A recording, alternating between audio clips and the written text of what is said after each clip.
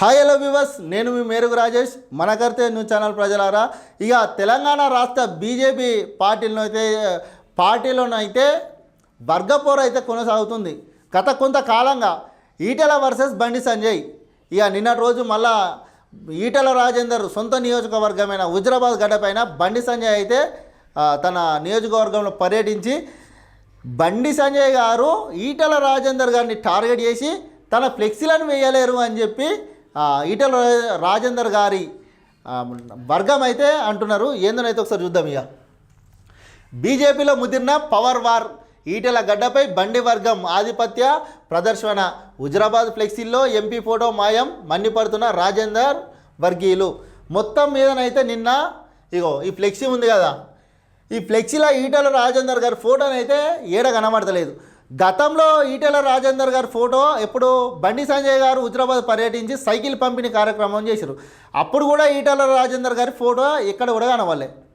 అంటే అక్కడ ఉన్నటువంటి ఇప్పుడు హుజరాబాద్ కాన్స్టిట్యున్సీ ఏదంటే కరీంనగర్ పార్లమెంటు, బండి సంజయ్ గారికి సంబంధించిన పార్లమెంటుకు సంబంధించింది. మరి ఒకవేళ వీళ్ళిద్దరి మధ్య పంచాయతీ ఎక్కడుందో ఏమో మనకు తెలియదు. కానీ బండి సంజయ్ గారు హుజరాబాద్ కాన్స్టిట్యున్సీ మీద ఫోకస్ చేస్తున్నట్టయితే క్లియర్ కట్గా తెలుస్తుంది. ఈటెల రాజేందర్ గారిని చెక్ పెట్టేందుకే ఆయనను దూరం పెడుతున్నట్టు తన ఫోటోలు ఎక్కడ కూడా వేయడం లేదు. తన వర్గీయులు ఒకవేళ హుజరాబాద్లో ఈటెల రాజేందర్ గారి వర్గీయులు ఆధిపత్య పోరు చేస్తే బీజేపీ పార్టీకి దెబ్బ పడుతుందని చెప్పి ఈటెల రాజేందర్ గారి మాట దాటకుండా అసలు మేము ఏం చేయమని చెప్పి అక్కడ వర్గీయులు చెప్తున్నారు. మరి బండి సంజయ్ మరి హుజరాబాద్ పైన ఎందుకు ఇంత ఫోకస్ చేస్తుండు? మొత్తం మీద ఈటెల రాజేందర్ని అయితే చెక్ పెట్టి హుజరాబాద్ నుంచి ఇక ఆయన మల్కాజ్గిరికి పోయింది కదా, ఇక ఆయన అక్కడే కొనసాగాలి. హుజరాబాద్ను నేను రానున్న మళ్ళా ఎన్నికలలో మరి తన వర్గీయులకిన అక్కడ నుంచి పోటీ చేపిస్తాడా లేక తానే స్వయంగా పోటీ చేస్తాడా? మరి ఎందుకోసం ఇంత హుజరాబాద్ గడ్డ మీద బండి సంజయ్ ఆయన పట్టు అనేది తెచ్చుకుంటుండు? అసలు బీజేపీ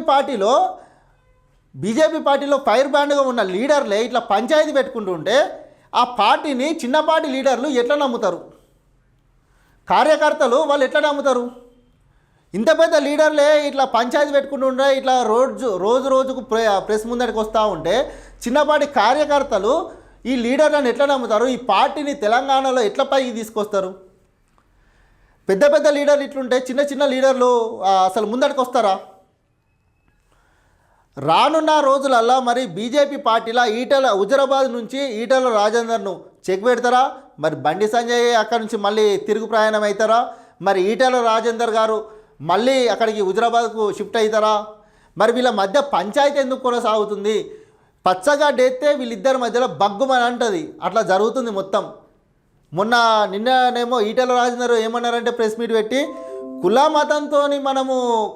మతాలకు సంబంధించి మనము ఏమైనా ప్రచారాలకి పోతే తెలంగాణ రాష్ట్రంలో అసలు బీజేపీ పార్టీ గెలుచుడు గగనమని ఈటెల రాజేందర్ అన్నారు. అంటే అది బండి సంజయ్ని ఉద్దేశించే మన జూబ్లీహిల్స్ బైపోల్ ఎన్నికలలో బండి సంజయ్ కొన్ని వ్యాఖ్యలు చేసిందిగా, దాన్ని ఉద్దేశించి నిన్న ఈటెల రాజేందర్ అన్నారు. మళ్ళీ నిన్నటి రోజు సొంత ఈటెల రాజేందర్ అయినటువంటి హుజరాబాద్ గడ్డ మీద బండి సంజయ్ కొన్ని కార్యక్రమాలు చేసి ఇప్పుడు ఆయన ఈటెల రాజేందర్ గారిని ఫోటోనే అసలు ఏ ఫ్లెక్స్లో కూడా వేయలే. అంటే ఇట్లా జరుగుతుంది తెలంగాణ రాష్ట్రంలో బీజేపీ పార్టీలో. ఇంత పెద్ద సీనియర్ లీడర్ల మధ్యనే ఆధిపత్య పోరు జరుగుతుంటే అసలు బీజేపీ పార్టీ ఏ దుస్థితిలో ఉన్నది? ఈ పార్టీని అసలు కార్యకర్తలు నమ్ముతారా? అసలు ఏ స్థితిలోకి బీజేపీ పార్టీ పోతుంది?